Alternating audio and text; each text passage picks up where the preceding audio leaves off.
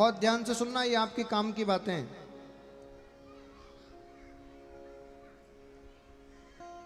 जितने बच्चे बैठे हैं वो थोड़ा और ध्यान से सुनना।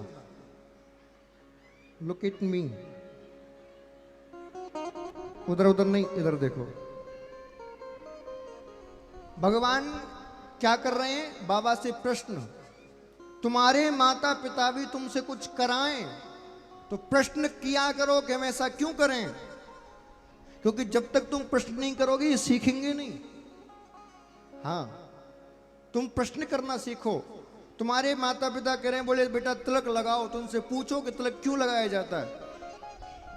तुम्हारे माता पिता कह रहे हैं कि पूजा पे बैठो, तो इनसे पूछो ये कौन की पूजा है, क्यों की जाती है, इससे होगा क्या, पूछो इनसे।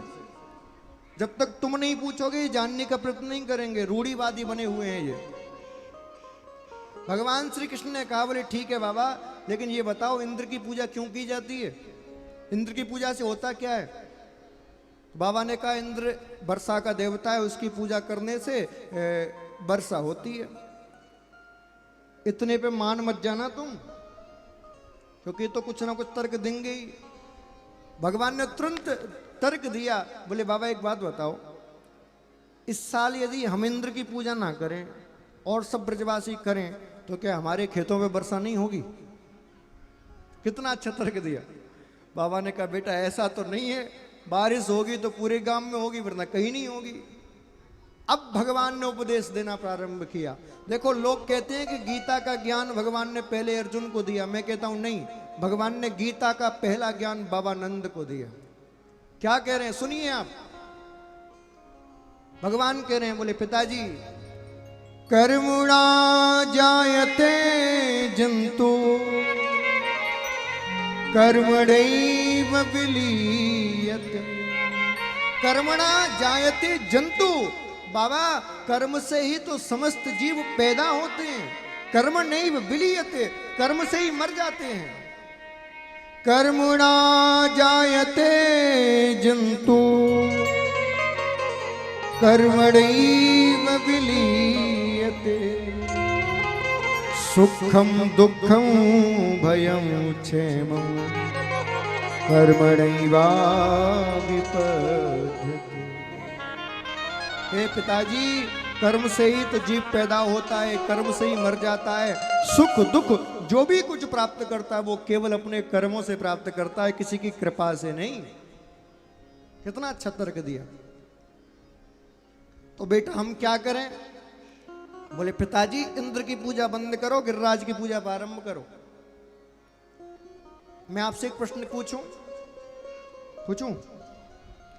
मुझे बताओ, सदियों से तुम्हारे कुल में किसी देवी देवता की पूजा होती आ रही है? बहुत ध्यान से उत्तर देना, सोच समझ के। तुम्हारा बेटा प्रश्न करे, बोले इस देवता की पूजा क्यों करते हो? तुमने कहा इसलिए करते हैं। उसने फिर तर्क किया कि ऐसा करने से क्या होता है, तुम उत्तर नहीं दे पाए, और उसका तर्क सही है। और उसने कहा कि इस देवता की पूजा बंद करो, इसकी शुरू करो। तो बताओ, क्या उस देवता की पूजा बंद करोगे? बोलो, नहीं करेंगे ना। इसीलिए तुम्हारा विकास नहीं होता, इसीलिए तुम वहीं डरे हुए हो, कुएं के मेढक बनकर, कुएं के अंदर। आज के समाज की बुद्धि इतनी संकुचित हो गई है कि वो विचारों को एक्सेप्ट करना जानता ही नहीं, इतनी संकुचित बुद्धि हो गई है। सदियों से ब्रजवासी इंद्र की पूजा कर रहे थे, लेकिन जब कृष्ण ने तर्क दिया, प्रश्न पूछा, तो सारे ब्रजवासियों ने एक ही साथ मिलकर कहा, बोले कृष्ण तुम्हारी बात सही है, हम इंद्र की पूजा नहीं करेंगे, तुम कहोगे उसकी पूजा करेंगे। इसीलिए कृष्ण भगवान बन पाए। तुम जैसे माता पिता होते, भगवान छोड़ो वो कुछ ना बन पाते। आजकल के बच्चों की जो हालत है, जो बच्चों की बुद्धि का विकास नहीं हो रहा, बेचारे डले हैं, जैसे तैसे जीवन जी रहे हैं, उनमें दोष माँ बाप का है, बुद्धि का विकास होने ही नहीं देते। अपने सपनों को बच्चों पे थोपते हैं। मैं डॉक्टर नहीं बन पाया, मेरी बेटी बनेगी। क्यों बनेगी बेटी? बेटी को कुछ और बनना है, उसको इंजीनियर बनना है, क्यों बनेगी डॉक्टर? तुम बनो ना, तुम तो बन नहीं पाए, बच्ची पे थोप रहे हो। हाँ, मैं इंजीनियर नहीं बन पाया, मेरा बेटा बनेगा। क्यों बनेगा भैया? बेटा बेटा संगीत सीखेगा, नहीं बनना उसे इंजीनियर। क्या बेटे की क्या जिम्मेदारी है तुम्हारे सपनों को पूरा करना? खुद के तुम पूरे नहीं कर पाए, बच्चों पे थोप रहे हो। मुझे बताओ, नींबू के रस को कितना भी निचोड़ लो, कितना भी फिल्टर कर लो, क्या वो आम का रस बन सकता है? बोलो, नींबू का ही रहेगा। तो भैया हर एक व्यक्ति इस संसार में अपना टैलेंट लेके प्रकट होता है, अपनी कला लेके प्रकट होता है, अपनी बुद्धि लेके प्रकट होता है। उसको उसके टैलेंट से, उसकी बुद्धि से ही चलने दो। अपने सपने उस पर थोप कर उसको बर्बाद मत करो। यहां बैठे सब माँ बाप से मैं निवेदन कर रहा हूं, बर्बाद मत करो बच्चों को। उस बच्चे को बैठा लो और पूछो, बोले बेटा तेरा किस काम को करने में मन लगता है? बोले मेरा खेलने में मन लगता है। बोले जा स्पोर्ट में। मेरा संगीत में मन लगता है। बोले जा संगीत सीख। बोला नृत्य करने में मन लगता है। बोले जा शास्त्रीय नृत्य सीख। छूट तो दीजिए। तुम जब तक बच्चों को बांधे रखोगे, बच्चों का विकास नहीं होगा, उसकी बुद्धि का विकास नहीं होगा, उसका शारीरिक विकास नहीं होगा। और महाराज यदि वो तुम्हारे दबाव में आके तुम्हारे सपनों को पूरा कर भी देगा तो जिंदगी में कभी खुश नहीं रह पाएगा। वो हमेशा ऐसी उसमें रहेगा। उस दिन यदि पिताजी का विरोध कर देता तो भले कम पैसे कमाता लेकिन खुश रहता। इसलिए बच्चों पर दबाव मत डाला करिए, विरोध करना सीखिए। नहीं माने तो हमें फोन लगा लेना, हम सुनाएंगे इनको अच्छी अच्छी। हम पूरे सपोर्ट में हैं बच्चों के। हाँ, नहीं माने तो विद्रोह कर दो तुम। हाँ, भूख हड़ताल कर दो, नहीं खाएंगे, ना खाएंगे ना खाने देंगे। हाँ, क्योंकि भैया जब तक रो नहीं तब तक तो माँ दूध नहीं पिलाती। इसीलिए समझ गए ना तुम? कल से शुरू, खेलने नहीं देते, भूख हड़ताल शुरू। बोलो राधे राधे। हाँ, बच्चों को किताबी कीड़ा बना दिया यार। 2 मिनट बाहर खेलने क्या निकले तुरंत डांटने लग जाते। सही बात है कि नहीं? हाँ, बच्चे कह रहे महाराज जी आज कथा हो रही है हमारे मन की। बच्चों को खेलने दिया करो, 2-3 घंटे खेलने दो उनको। अरे धूल मिट्टी में जाने दो उनको। धूल मिट्टी में जाने से कीटाणु नहीं लगते। ये टीवी सीरियल के एडों ने तुम्हारी बुद्धि को बेकार कर दिया है।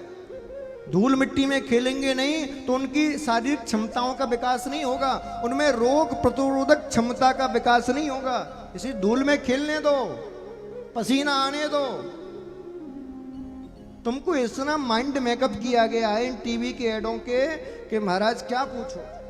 देखो कैसे तुमको मूर्ख बनाया जाता है। मैं बताऊं, हमारे सावन में दूध की गुड़ है।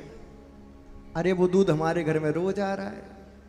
उस रोज वाले दूध पर भरोसा नहीं, सावन के दूध पर भरोसा है। वीको टर्मरिक आयुर्वेदिक क्रीम, वीको टर्मरिक यानी कि हल्दी वाली क्रीम, वो हल्दी तुम्हारी रसोई में भरी पड़ी है, उस पर भरोसा नहीं, ट्यूब पे भरोसा है। बताओ, हमारे सावन में वो एड में दिखा दिया गुलाब की पंखड़ियां, चंदन का इत्र। अरे वो गुलाब तुम थोक के भाव से बाजार से ले आओ, उस पर भरोसा नहीं। अच्छा देखो, पहले सावन लगवा लगवा के तुम्हारी त्वचा को रूखा करेंगे, फिर क्या कहेंगे, ये बॉडी लोशन लीजिए, त्वचा को मुलायम कीजिए। कंपनी की मार्केटिंग बता रहा हूं मैं। भैया हमारी पहले ही मुलायम थी, तुमने सावन जबरदस्ती लगवा के रूखा करवाया है? अच्छा देखो, पहले कंपनी वाले क्या कहते थे, तुम्हारे कोलगेट में नमक है। अरे बेकार है, बेकार है। बाबा रामदेव आए, रुक जाओ मैं तुम्हें बेकार बनवाता हूँ। रामदेव बाबा ने शुरू ही यहाँ से किया, हमारे कोलगेट में, हमारे दंत क्रांति में नमक है, हमारे में नींव है। अब जैसी बाबा का दंत क्रांति चला, सारे पेस्ट वाले कहने लगे हमारे कोलगेट में नमक है। क्यों, तुम तो मना कर रहे थे, अब कहां से आ गया तुम्हारे में नमक? तो थोड़ा सा इस टीवी सीरियलों के और ये एडवर्टाइजमेंट के चक्कर से बाहर निकलिए। तुमको इस प्रकार से माइंड मेकअप किया गया है कि 2 दिन सावन ना लगाओ तो तुम्हारा शरीर सड़ जाएगा क्या है?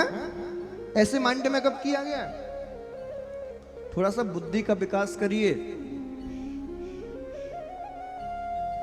लहराते बालों का राज है। अरे वो बिग लगा के आती हैं और तुम मोहित हो जाते हो हैं? एक इंटरव्यू में जिस समय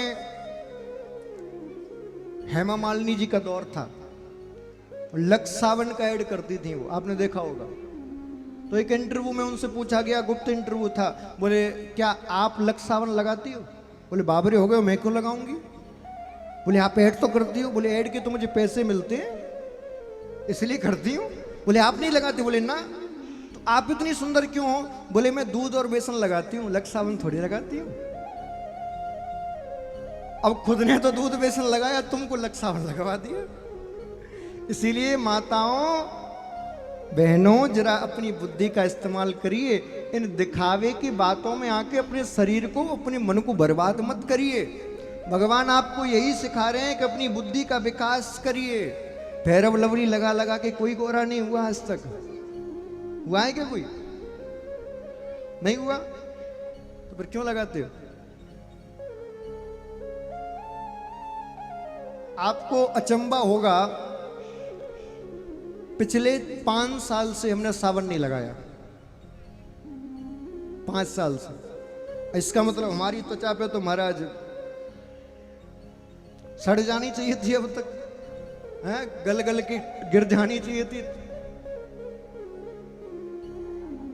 ये जो माइंड मेकअप तुम्हारा किया गया है ना, ये इसी का परिणाम है कि पहले तो तुम्हें केमिकलों से लदे हुए प्रोडक्ट बेचे जाते हैं, फिर उन्हीं की दवाई बनाकर फिर तुम्हें थोपी जाती हैं।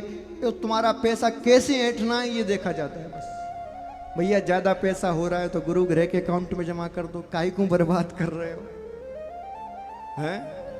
इसीलिए थोड़ा सा बुद्धि का इस्तेमाल करके चलिए।